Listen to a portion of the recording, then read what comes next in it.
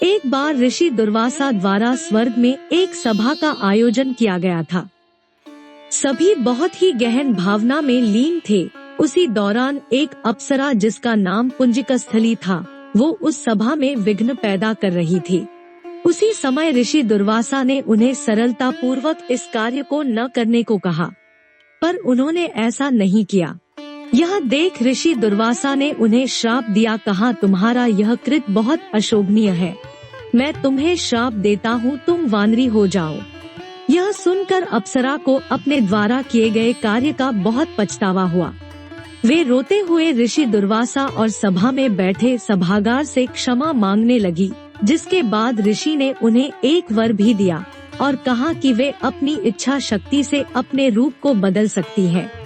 ऋषि दुर्वासा ने कहा, अगले जन्म में आपका विवाह एक वानर के साथ होगा, जो एक भगवान होंगे, और तुम्हारा पुत्र भी वानर होगा, जिसके पास बहुत सी शक्तियाँ होंगी और बहुत बलवान होगा।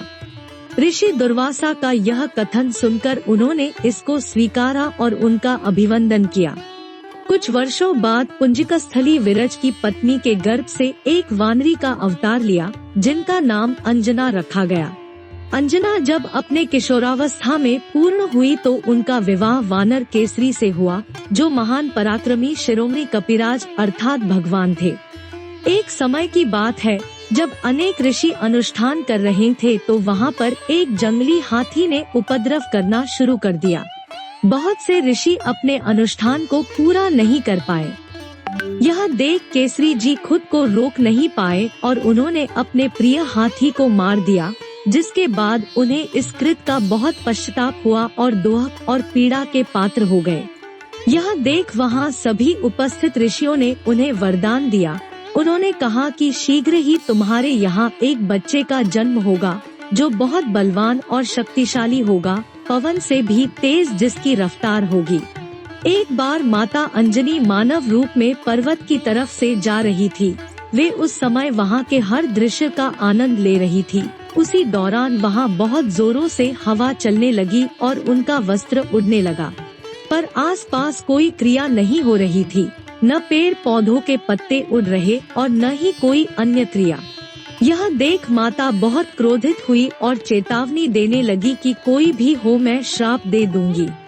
इतने में इंद्र प्रकट हुए और उनसे क्षमा मांगते हुए बोले, ऋषियों ने मेरे बराबर मेरी ताकत के पुत्र होने का वरदान दिया है, जिस कारण मैंने यह कार्य किया। वरदान के कारण आपके शरीर को स्पर्श किया।